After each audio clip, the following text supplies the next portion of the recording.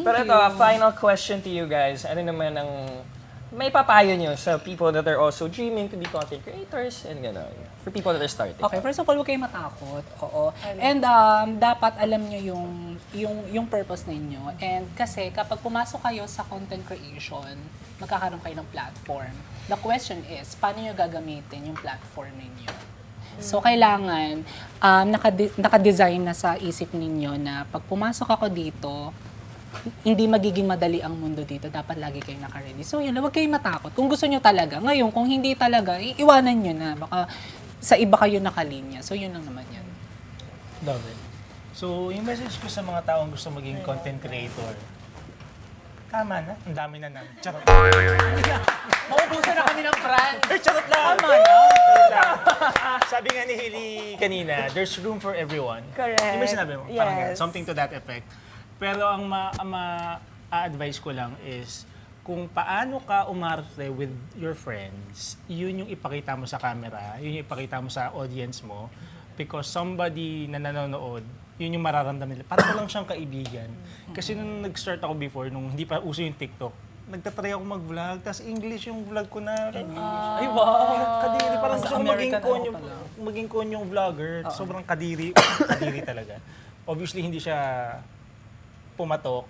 Tapos nung kung paano lang ako with friends, yun talaga yung parang minahal, kumbaga, ng audience ko. So, kung nagsa-second guess ka, baka hindi ako gusto ng mga tao, may isang tao dyan makaka-relate kung paano kang magsalita, kung paano ka umarte, yun yung ipakita mo. Tapos lalaki yan ng lalaki. The world is your friend. Pero Parang ganon. I actually have one last question Go ahead. sa kanila. Kasi, of course, when it comes to content creating, parang nagiging artista ka din dyan. Pero yung sa kanila, yung difference is, ang buhay nyo talaga is SOCMED. Diba? And alam naman natin na social media can be so harsh also. Ano yung mapapayo nyo sa mga nag-start din or to some people who are experiencing bashing sa SOCMED or yung mga dinag-drag down sila ng mga tao with the things that they post online? Ayun na, as I mentioned earlier, so pag pumasok talaga kayo sa ganitong line of work, kasi parang trabaho na to yung ginagawa natin, dito tayo nakakuha ng brands and all of that. So kailangan, lalo na yung mga pro na sa mga bashing, hindi naman na may iwasan yun. So kahit yung mga maliliit lang na napansin na, ay, bakit ganito, bakit ganyan. So kailangan nyo talaga kailangan nyo intindihin na sa mundong to, may ganun talaga. And you know, the world has so much hates already. Huwag na kayong dumagdag. Alam nyo, kaysa pagtuunan nyo itong mga ganitong maliliit na bagay or detaling nangyayari, making mga mistakes, mas pagtuunan nyo na lang yung pansin kung ano yung nangyayari sa bansa natin ngayon. So, yun lang naman. So, sa mga creators din na kagaya namin, ay alam nyo na yan, na araw-araw natin na-face yan in life. You know what I'm saying? So, hindi na nawawala yan. So, yun lang. I love it. Bashing. Wait lang. Honestly, wala akong masyadong basher. Sana wag magkaroon. I love Pero, that. paminsan-minsan may magli-leave ng negative comment. Ang lagi ko nalang iniisip, si Beyonce na sobrang talented, sobrang hardworking, sobrang, to me, in my eyes, she's perfect. Ang dami parang galit sa kanya. Yes. Sino pa ba naman ako, di ba? May minsan din naman pag nag-scroll kayo, tapos parang naiirita ka dun sa tao kahit wala naman siyang ginagawa. Baka lang yun lang yung naramdaman ng tao. Parang may nag-leave lang siya ng parang, ew, parang, or ang corny naman ito. Parang gusto niyang lang ilabas yung negativity na yun. Ang iniisip ko, projection mo yan as a person. Bad trip ka ng araw na yan, hindi mo ko kilala, hindi mo yan sinabi sa akin as Fonzie.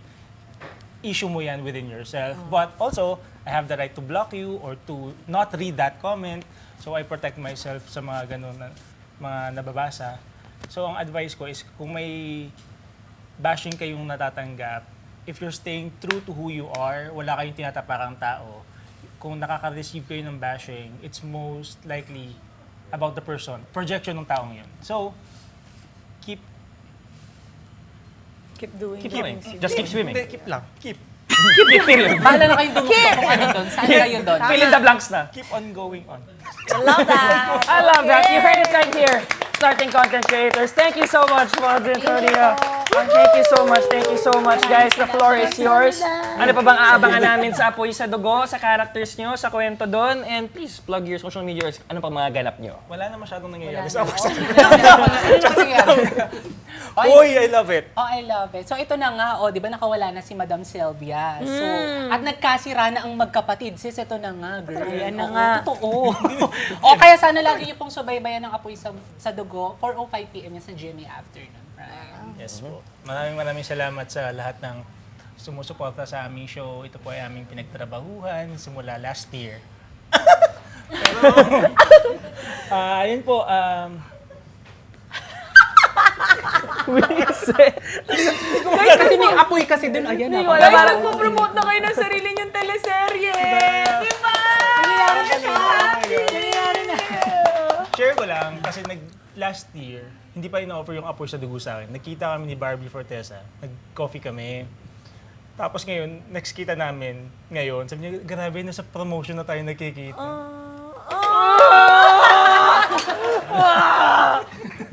Okay. Congratulations! Congratulations, guys. Congratulations! You know them, you know their social media accounts. Please follow them. But if you guys wanna mention it pa rin, go ahead. Follow nyo ako, search nyo nilang Tony ako saan. Pero wala dun sa Triple X. Wala ako dun. Wala ako dun. Okay, triple X, no. Basta nerd yun. It's a no-no. Wala ako dun.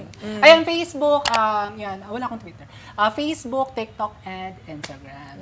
Thank you pa! Follow my Instagram, TikTok, and Facebook. It's at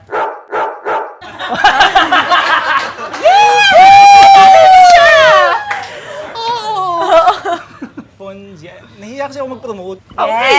Follow them, guys, if you haven't. I'm sure you have. But thank you so much again to Wave Restaurant. Wave tayo ulit. Balik.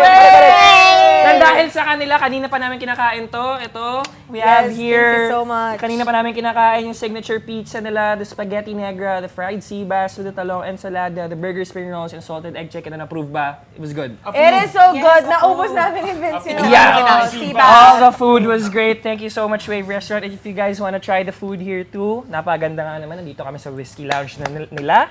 Please visit them at 84 Scout Albana Corner, Panay Ave, Quezon City. At salamat sa mga nagko-comment dyan. Keep them coming kasi binabasa namin yung tambay kami sa comment sections. We promise. And please, pakipindot ang subscribe button and notification bell para updated kayo sa new episodes ng Triggered.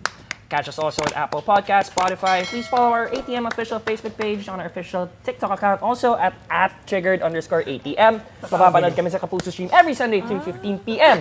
And pare, pasalamatan naman natin yung live audience natin. At syempre, gusto mo pasalamat sa Vince's Yes!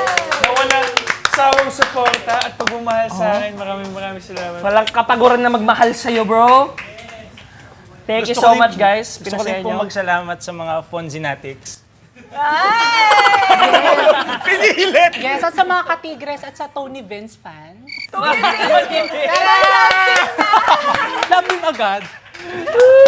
Thank you so much, guys. And kung may gusto pang manood ng live recording, please comment them down below. We might see you here. And next Friday ulit, magkita-kita tayo 7 p.m. mga ka-triggered. See you guys! See ya! Bye-bye! Walang kamuang-muang yung dalawa sa